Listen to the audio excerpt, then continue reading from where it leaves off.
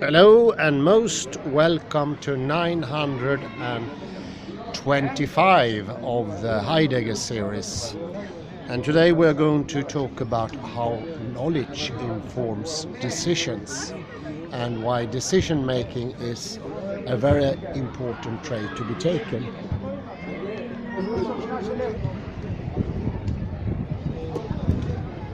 So we continue a bit here with knowledge, and once more we get into the interesting book of the fractal structure of time from the book by Susie Froebel, under title While the Watch Kettle Never Boils. And I'm jumping into chapter at page number 35, chapter 3, Fractal Temporal Perspectives, Corrective Distortions. I'm going to read directly from the page here. When we use the terms simultaneity and succession to describe subjective duration, these are very important factors, and they seem to be very easy until you start thinking about them. Then they most usually turn out to be most difficult. What is simultaneity and what is succession? These are the factors that are used to describe subjective duration.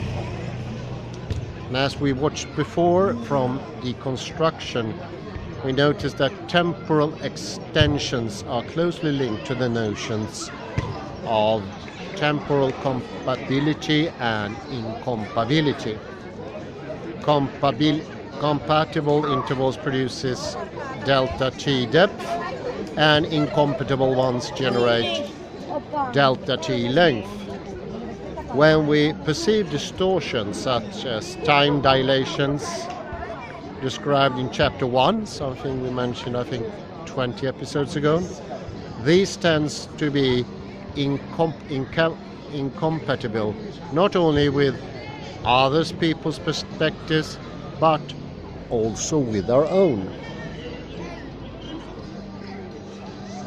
Normal, undistorted perception too. We shall look at both spatial and temporal examples of how compatible and incompatible perspectives change our perception of structures or processes.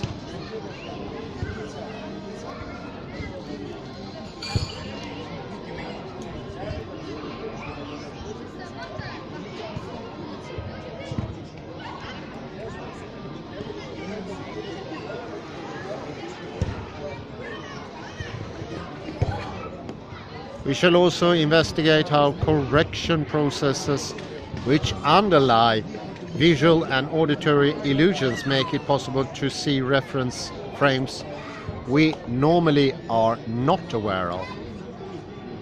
That is to say, transparent contextualizations. Here, contextualizing means nesting the past into the present, now and the latter into an anticipated future. Such nesting both expands and constrains the observer's temporal perspective, is now.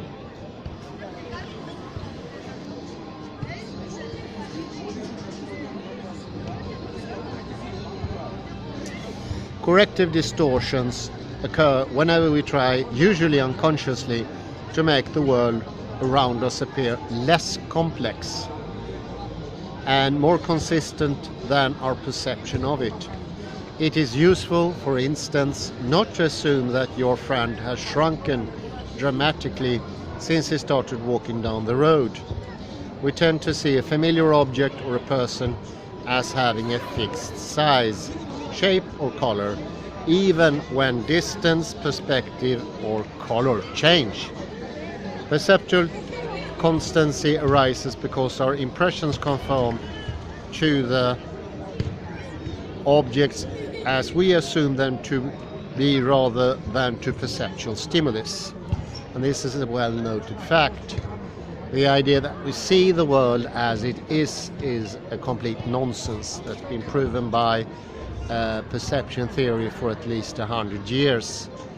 And still the notion linger on that we have some sort of direct contact with the world. I would say that doesn't even mean anything. It's just pure nonsense. It doesn't translate to anything we can understand. What we do instead is create different models, and we use these models to understand the world. They are both very closely connected.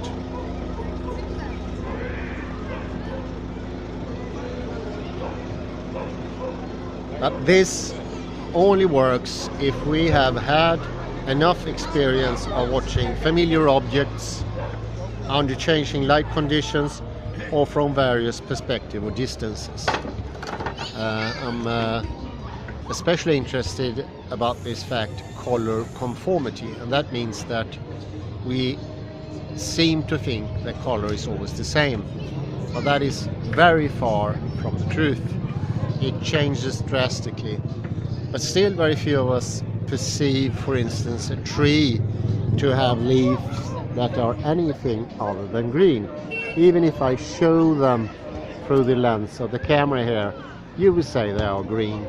But I would say, looking carefully, I just see black and I see blue, and green, nothing of the kind. It's even some redness to this tree, but still you would say it's green. And watching it from where I'm sit, I would say it looks even greener, and that is coming from the contrast to the surrounding sky that makes the colors shine out even more. But green, they are not. If you isolate these colors and give them a neutral surrounding, and you can compare them to something that is truly green, you will see none of these leaves have the wired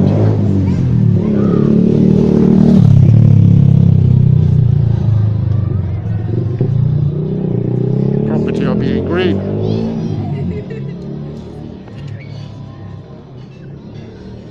And we need to have experience of spatial depth. If we have none or little experience of spatial depth, for instance, this will lead to immediate misinterpretations. There is a known example I heard before about a young pygmy who was about 22, and he had grown up in the dense Congo jungle with a visibility of tops 100 yards. He was taken out to the plains. He saw a herd of about 100 buffalo grazing at the horizon.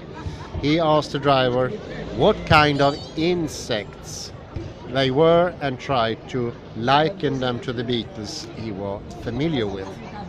When he was told that these animals twice as big as the forest buffalo he was accustomed to, he laughed out loud and continued to contemplate what type of insect they were observing.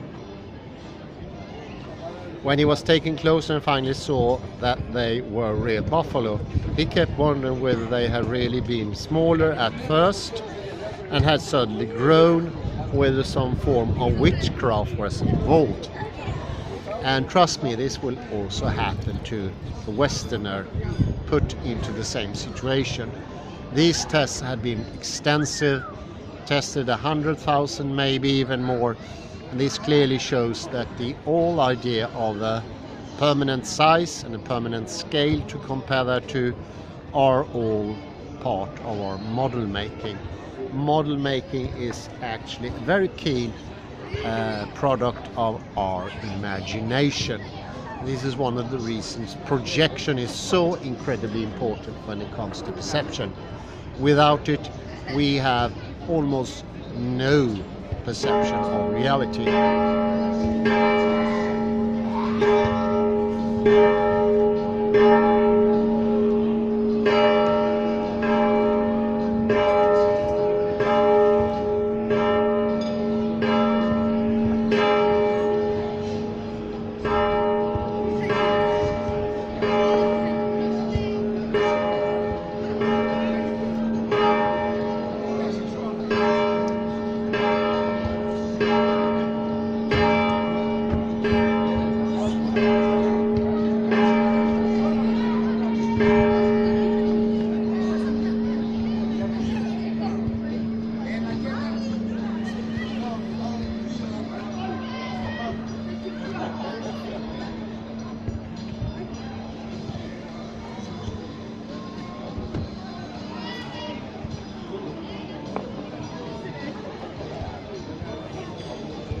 Sorry for the interruption.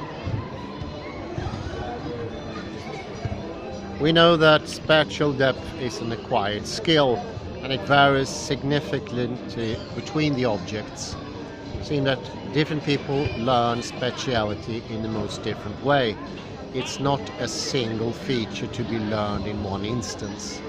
And we also know that spatiality is the same as the total observance you have made in your whole life. For every time you observe or enter spatiality, it becomes even more sophisticated, exact, or deepened, as we usually call it here. I think deepen is maybe the term we should confide to, because depth and width are the phrases that usually are the ones acquired when we talk about time. And that gets into that swiftly here. The correction process we perform automatically after learning about spatial perspective allow us to identify objects under varying conditions and therefore make life a great deal easier. And although we may not be aware of these conditions, we take them into account when we interpret our perceptions. A well-known corrective distortion, which is based on size constancy, occurs in the so-called corridor illusion. Misinterpretation not unlike Kengus. Most of us experience spatial depth from early childhood on, so we take relative size and distance into account when we look at an object embedded in its surroundings. Because objects remain at the same size relative to objects surrounding them, they seem to keep this size even when we are looking at them from various distances. As with other correction processes, we are usually not aware of this homemade distortion. The change is dramatic, however, when familiar objects are no longer of the same size relative to their surroundings. We then experience the corridor illusion. And here, let's have a look-see at the corridor illusion.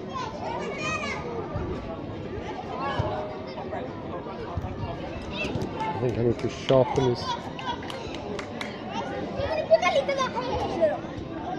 There you see, the two creatures are of the exact same size, but the construction of the corridor makes us believe that the innermost monster is twice as large as the outermost. And this is always the case. There is not a single instance where any two shapes are of the same size. They cannot be in the same location, namely. So that little difference makes for a size difference, and that means that nothing is having an identical size to itself. And I think there is an interesting correlation here with what I mentioned before about self-identity. And that's the idea that self-identity means that you always have the same length, you have the same breadth, you have the same width, and you have the same weight, and so on, so on. But you never have that. Those are actually mere illusions of your own modeling. Or why not go a step further? As a deconstructionist, you would say that the models are the real thing. This is what we perceive to be reality. And this is, strictly speaking, reality.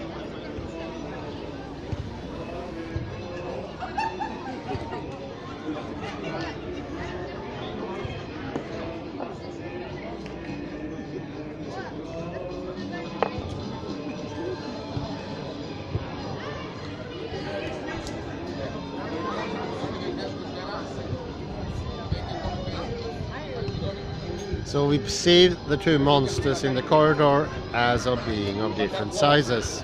This is because we take into the account their relative positions to the background. The illusion, if it is an illusion, occurs when we interpret a two-dimensional representation as a three-dimensional one. If we did not involuntarily embed the picture in an additional, albeit physically non-existent dimension, we would not fall for the illusion. The corridor illusion demonstrates that our tendency to automatically contextualize. Although this tendency may appear to be a disadvantage here, it enables us to navigate the world smoothly in everyday life and not mistake buffaloes for beetles. There you go. Our ability to embed percepts into physically non-existing structures and thereby create depth is not limited to the visual realm. We're just as biased towards creating depth in the acoustic world. When we listen to a sound which is made of cell-similar sequences and say the two lowest are artificially removed, we still hear them even if they never sounded. This phenomena occurs in overtones, and musicology is known as the missing fundamental.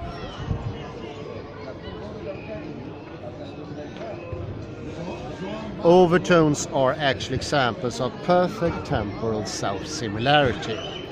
Our perception of such acoustic structures with a fundamental frequency to remove triggers a completion process in which we create what is physically non-existent, although only the overtones are played. This does not change the perception of the pitch, even if one takes away not only the fundamental frequency, but also the first overtones, plus the second, third, etc. This does not change the perception of pitch. So not even pitch disappear. This phenomenon can be used to trigger the perception of low frequencies which are physically non-existent. For example, to generate in stereo speakers the low frequency bass sound which the speakers cannot physically produce. Likewise, in telecommunication, only the higher frequencies are transmitted, as the listener can hear the missing fundamental and the first few overtones, even though they are not physically present in the signal. Isn't that interesting? So you see what this is leading up to. It is a theory of time that takes into account this modeling of reality, and to show that to understand reality we need perpetually to think in overtones and pitch. That is a production of differentiation, them being different, and in the difference we make up. I don't know if make up is a proper thing here, because the underlying strata of pure reality is something we earlier put into question, and is very doubtful whether that really exists. So what does exist? Well, once more, we have fractality. This is what makes fractality so incredibly different from any classical idea of what perception is. Perception is not what we think, but it's usually a very good start to go in closely and question in depth the idea of a pure reality out there, a world that's lost, that is not significantly connected to the reality that comes in difference, in radical otherness, and where the subject is actively participating in the whole experience, not just like a passive observer, but rather actively engaging in reality. Don't believe in the people, no. Believe in the mother. The past gone, believe me. Don't you believe it? No. Just as in the corridor illusion, our brains make a corrective distortion which creates a context that exists only mentally. The third dimension in the monster picture is no more physically existent than is the fundamental frequency in the acoustic structure we have discussed. Yet, we make them up to provide a context we apparently need to perceive a familiar world. This completion process may be the result of the listener embedding himself into a wider anticipated context. It seems to be relevant that this wider context is not physically present but created by the listener's expectation, our anticipatory faculty, which Husserl referred to as pretension or protension. So this anticipatory factor is what we usually call futuring, but protension turns out to be something more specific and actually incredibly different from futuring. It is an active participant in perception. This is actually pretension is perception, but not the passive perception we've been discussing earlier.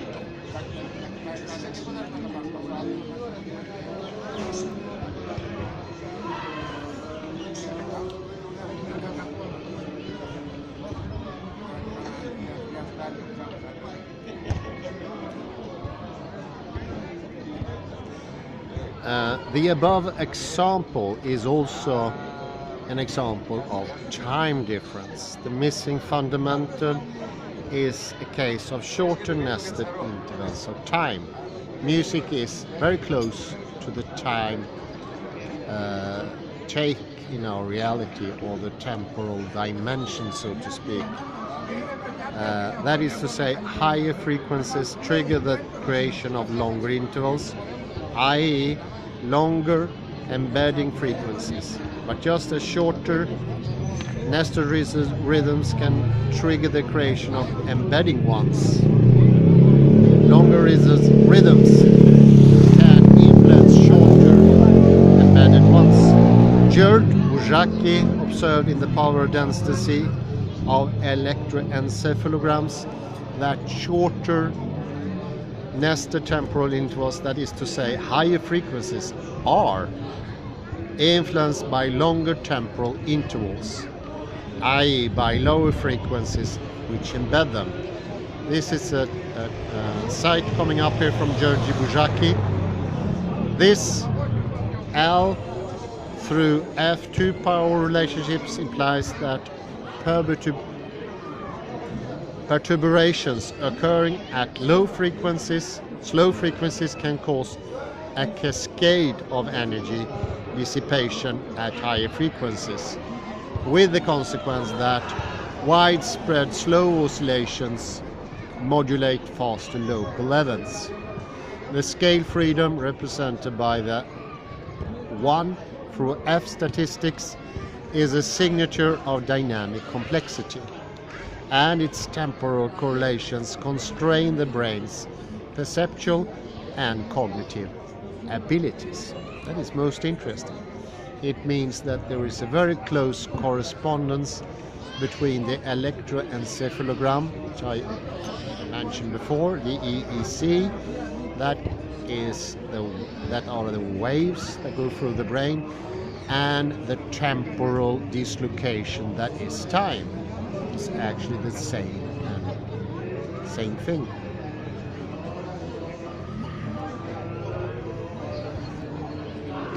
So one could say that statistical self-similarity, here expressed as L through F noise, suffices for slow oscillations and in the brain to have a causal impact on temporally embedded faster local levels. Therefore, we can cautiously say that we observe a kind of contextualization in nested rhythms, which can lead to modulation in either direction. of the embedding or the embedded structure. In the acoustic case of the missing fundamental, where physically non-existent context is added inadvertently, we can find correction processes reminiscent of those at work in the corridor illusion. So you see here, pure reality is nothing but a bluff. And Susie Frobel, still at this level at chapter 3, talks about our perception and our models as the illusions. But later we will see that is actually the real McCoy of reality. There are not illusions. The other idea about measurability, that one can meter things, are the actual illusion. Also coming from Julian Barber, the scalelessness of the universe, and also the scalelessness as you find in fractality, where scale is working in a much different way, in taking in concord also iterations, and the different levels seem to be interpenetrative, that they go into each other in a nested, most intricate way. This is definitely another take on space, and as you will see in a later episode here, this is also a radically different take on time. I say thank you very much. The sun is coming down here, and I wish you a really pleasant evening. Bye bye for now.